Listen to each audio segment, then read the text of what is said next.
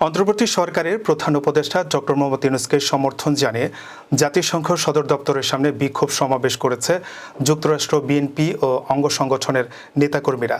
তাদের প্রত্যাশা, রাষ্ট্র সংস্কার করে দ্রুততম সময়ে নির্বাচন দেবে অন্তর্বর্তী সরকার। এছাড়া গণ আন্দোলনের মুখে ভারতে পালিয়ে যাওয়া সাবেক প্রধানমন্ত্রী শেখ হাসিনাকে দেশে ফিরিয়ে এনে বিচার করার দাবিও জানান দলটির নেতারা। গত ২৭ সেপ্টেম্বর জাতিসংঘের সাধারণ পরিষদে ডক্টর ইউনূসের ভাষণের দিন এই সমাবেশ করেন তারা। এ সময় তারা ডক্টর ইউনূসের বক্তব্যকে স্বাগত জানিয়ে বিভিন্ন স্লোগান দেন। সেই সাথে দেশের তরুণ সমাজকে সঙ্গে নিয়ে ক্ষমতাচ্যুত হাসিনা সরকারের হাত থেকে বাংলাদেশ বাঁচানোর জন্য ডক্টর ইউনূসকে ধন্যবাদ জানান তারা।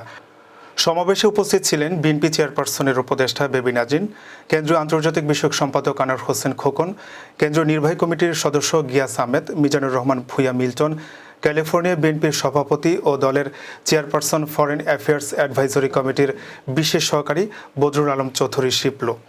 ডক্টর মোহাম্মদ ইউনূসকে ফ্লোরিডা থেকে অভিনন্দন জানাতে আসেন ফ্লোরিডা অঙ্গরাজ্য বিএনপির সভাপতি ও মুক্তিযোদ্ধা দলের কেন্দ্রীয় আন্তর্জাতিক বিষয়ক সম্পাদক ইমরানুল হক চাকলাদার, সেলিম রেজা ও বিএনপির চেয়ারপারসনের আন্তর্জাতিক সম্পর্ক কমিটির সদস্য গোলাম ফারুক শাহীন।